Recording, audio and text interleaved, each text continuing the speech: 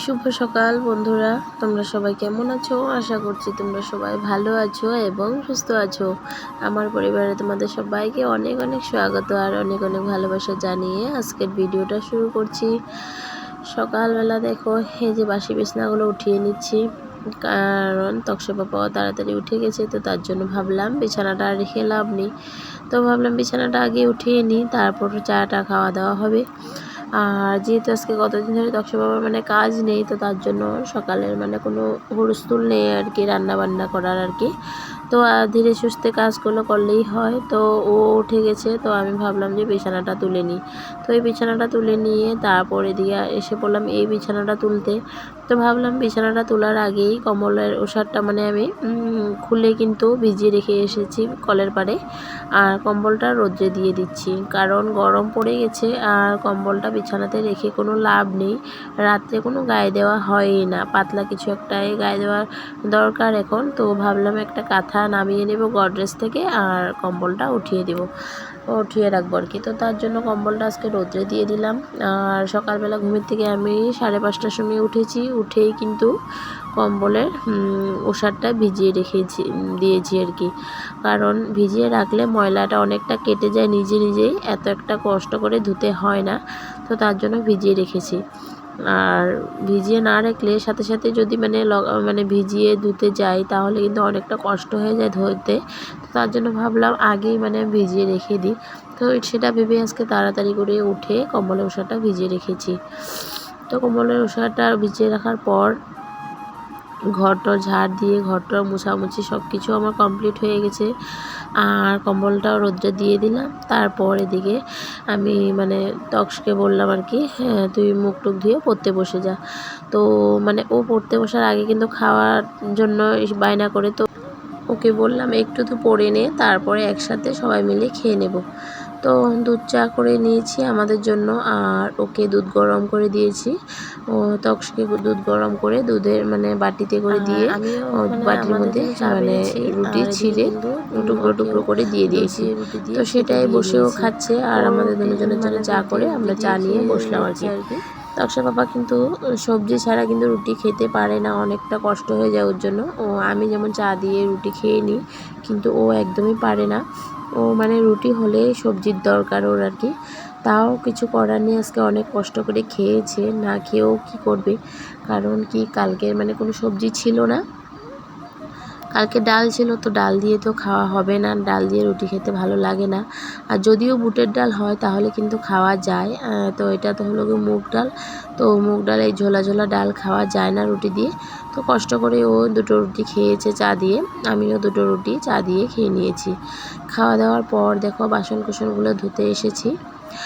আর তক্স কিন্তু ওইদিকে পড়াশোনা করছে, ও একদমই পড়তে চায় না জানো তো। তো স্কুলে স্কুল যে হয়তো এখন ছুটি বন্ধ, আজকে গুড ফ্রাইডে ছিল, তো তার জন্য বন্ধ।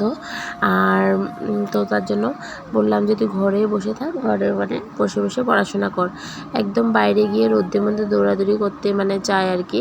এদিক থেকে এদিক, এদিক থেকে এদিক, খালি দৌড়াদৌড়ির মধ্যে থাকে আর কি। তো অনেক কষ্ট করে কিন্তু ওকে বসিয়ে রেখেছি। আর যেহেতু এই বয়সটা কিন্তু ছেলেদের ছেলে মেয়ে কি ছেলেরা বেশি আর কি, ছেলেদের কিন্তু অনেকটা কি বলবো চঞ্চলামি বয়স আর কি। একদম ওদেরকে বোঝালেও বুঝে না, অনেক কষ্ট করে রাখা। তার মধ্যে ছোটো সোনাকে নিয়ে আর ওকে নিয়ে আমার অনেকটা অসুবিধা হয়ে যায়। আর যেদিন স্কুলে চলে যায় একদিক দিয়ে আমার সুবিধা হয়, একদিক দিয়ে অসুবিধা হয়। সুবিধা হয় গিয়ে কি ওর সাথে কোনো চিল্লাচিল্লি করতে হয় না, আমি আমার নিজের মতো করে কাজ করতে পারি। আরেকদিকে অসুবিধা হয় কি ছোটো সোনাকে ধরার কেউ থাকে না, ও থাকলে একটু ধরতে পারে আর কি। তাও আমি ভাবি যে স্কুল খোলা থাকলে ভালো, ও স্কুলে চলে গেলে আমি নিশ্চিন্তভাবে কাজ করতে পারি।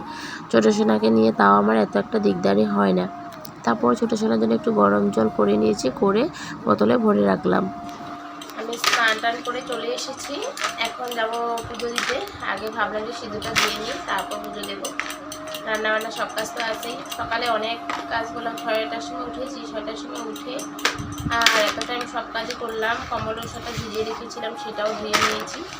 ধোয়ার পর এখন স্নান টান কাপড় আরও কয়টা ছিল সব কিছু ধুয়ে স্নানটা করে দিয়ে এসেছি। এখন আমি ঠাকুর দেবো, ছোটো সোনার শরীরটা ভালো না, তার জন্য ও অনেক মানে সে অশান্তি করছে, মানে ভালো করে বসে থাকছে না, খেলছে না, কারণ ওরও শরীরটা ভালো নেই। তো তার জন্য শরীর ভালো থাকলে কিন্তু এত অশান্তি একটা করে না, ভালো চুপচাপ ভালো মতো খেলাধুলা করে আর কি। যেহেতু শরীরটা ভালো নেই তার জন্য মানে একটু বিরক্তিকর হয়ে আর কি। কালকে জানো তো কয়েকটা জিনিস এনেছে আমার জন্য দক্ষ মোবাইল, সেটাই তোমাদের সাথে শেয়ার করবো ভাবলাম। মানে কসমেটিক জিনিস এনেছে। আজকাল মানে জিনিসের এত দাম হয়েছে না, মানে আমাদের মতো মানুষ মানে ভালো কোয়ালিটি ভালো জিনিস মানে ইউজ করতেই পারবে না, এমন একটা হয়ে গেছে। এত জিনিসের দাম, প্রচুর দাম। মানে যে জিনিসটা ছিল 300 টাকা সেটা হয়ে গেল 400 টাকা। মানে বছরের মধ্যে এত টাকা মানে বেড়ে যায়। এই যে দেখো একটা লরিয়ালের সিরাম এনেছে, আমি প্রথম আগে থেকে এটাই ইউজ করি। লরিয়ালের সিরামটা প্রথমে ছিল 300 টাকা, এখন দেখো এমআরপি 400 টাকা হয়ে গেছে। আর 1 টাকাও কিন্তু ডিসকাউন্ট দেয়নি, 400 টাকায় নিয়েছে, 1 টাকা কম, 399। আমি কালকে সেটাই দামটা দেখে ভাবছি যে আমরা মনে হয় আর ভালো ভালো জিনিস ইউজ করতেই পারবো না, কারণ জিনিসের এত দাম হয়েছে না কি বলবো। মানে আর একটা কথা দেখো, আমাদের এমনি চুল নেই ভালো করে, যায় মানে কয়েকটা চুল আছে, ভালো করে চুলে যত্ন না করলে মানে এইটাও থাকবে না। আর যে যত্ন যে করবো, দাম জিনিসগুলো একটা কিনতে গেলেই মানে কি বলবো, মানে এত টাকা মানে লেগে যায় আর কি। দেখো 400 টাকা মানে আমার হাজব্যান্ডের বলতে গেলে মানে কি একদিনের হাজিরাটাই চলে গেল আর কি, এটাই মানে তেমনটাই হয়েছে, একদিনের হাজিরাই চলে গেছে মানে একটা সিরাম আনতে। আর বাকি তো জিনিস এনেছে, এটা সিরামটা এনেছে 400 টাকা নিয়েছে। আর এই যে একটা sunscreen lotion, Lakme sunscreen lotion এনেছে, এটা নিয়েছে হলো গিয়ে 369 টাকা, মানে 369। তো চিন্তা করো এই জিনিসটা কয়দিন যাবে বলো তো? 1 মাস, বেশি থেকে বেশি 1 মাস বা 2 মাস যাবে, তার থেকে 1.5 মাস যাবে, 1-1.5 মাসের মধ্যে শেষ হয়ে যাবে। তো ভাবো কীভাবে যে কী জিনিস লাগাবো। আর এই জিনিসগুলো ইউজ না করলেও হয় না, কারণ যেহেতু গরমের দিন এসে পড়েছে, আর রোদ্রে গেলে মানে রোদ্রে যেতেই হবে, এখন স্কুল থেকে আনতে হবে আর কি। তো তার জন্য মানে এটা একটা ইউজ করতেই হয়, নিজের শরীরে যত্ন না নিলেও তো হয় না একদম। মানে কি বলবো আর কি, অনেক টাকা জিনিসটাকে এনে দিয়েছে। আর এই যে একটা স্যান্ড এনেছে 179 টাকা নিয়েছে, 189। এটা দেখো, এটা নিল। তারপরে এনেছে একটা ল্যাকমি ফেস পাউডার, মানে ল্যাকমি সানস ফেস পাউডার আর কি। এটা নিল কত? 325 টাকা, এটা পুরো 325 টাকা নিয়েছে। ছোটো সোনার জন্য কাজল এনেছে, হিমালয়া কাজল একটা এনেছে, এটা নিল গিয়ে 50 টাকা। হিমালয়া কাজলের আগায় আর কি ও ইউজ করে, খুবই ভালো কাজলটা কিন্তু। এটা নিয়ে এলো 50 টাকা। তো কালকে টোটাল জানো তো পুরো 1300 টাকার মানে কসমেটিক এনে দিয়েছে। আর মানে কি বলবো, কালকে কসমেটিক দিয়ে 1300 টাকা এনে দিয়েছিল আর কি। মানে হ্যাঁ, ওর মানে কি 2 দিনের হাজিরা চলে গেছে আমার এই কয়টা জিনিস এনে দিতে। তা দেখো আজকে কতদিন ধরে কিন্তু দক্ষ বাবার কাজ নেই, মানে 15 দিন হয়েই গেছে কাজ নেই, কিন্তু তাও কিন্তু ও কিন্তু আমার জিনিসটা এনে না দিয়ে থাকেনি। আমার যা যা দরকার সব কিছু আমাকে এনেই দিয়েছে, আর আমার যাই লাগে কিন্তু সত্যি কথা ও কিন্তু এনে দেয়। ও মানে টাকা পয়সা হতে পারে কম, কিন্তু কোনো একটা জিনিস যদি আমি ওর কাছে চাই, লগালগ এনে দিতে না পারলেও কিন্তু 2 দিন পরে হলেও এনে দেয়। তো তাই সেটাই আর কি, ভালো খারাপ সব কিছু নিয়েই চলি আর কি। তো সেটাই জিনিসগুলো দেখো এত দাম হয়েছে কি বলবো আর কি। পুজো টুজো দিয়ে আবার ওকে নিয়ে বসলাম পড়াতে। আমি বললাম যে তুই বইটা নিয়ে আমার সামনে একটু বস, আমি সবজিটাও কাটি আর একটু তোকেও পড়িয়ে দিই আর কি। একদম মানে ছোটো সোনা হওয়ার পর থেকে ওকে একদম টাইম দিতে পারি না, পড়াশোনার দিকে আমি এত একটা ধ্যান দিতে পারি না। আর যখন পারি ওকে যখন বলি যে আয় এখন সময় আছে, ভাই ঘুমিয়ে আছে বা কিছু একটা, তখন কিন্তু আমার কথা একদমই শুনে না। এখনও কিন্তু পড়ার জন্য মানে ও পড়বে না বলে বায়না করছিল যে পারবো না এই দুপুরবেলা পড়তে। আমি বললাম যে তুই পরে তো আমি আর সময় হবে না, এখন যেহেতু মানে সময় আছে এখন একটু তোকে পড়িয়ে দিই, সেটা বলে জোরজবস্তি করে বইটা নিয়ে বসলো আর কি। তোমরা ওর মুখটা দেখলে বুঝতে পারবে যে পড়াতে কিন্তু মন ছিল না, অনেকটা কষ্ট করে ওকে পড়াতে বসালাম। আর ও এনি টাইম ওর ভাইয়ের সাথে খেলাধুলাতে বিজি থাকে। আর ওর ভাইও কিন্তু কম না, ও কিন্তু ওর দাদাভাইয়ের সাথে মানে হুলস্থুল মানে করতে ভালোই বাসে, পাড়াপাড়ি করলে ওও কিন্তু বিরক্তি হয় না, ও কিন্তু অনেকটাই ভালোবাসে। আমি দেখতে থাকি ওদের মানে কাণ্ডকীর্তি আর কি। তো সেটাই।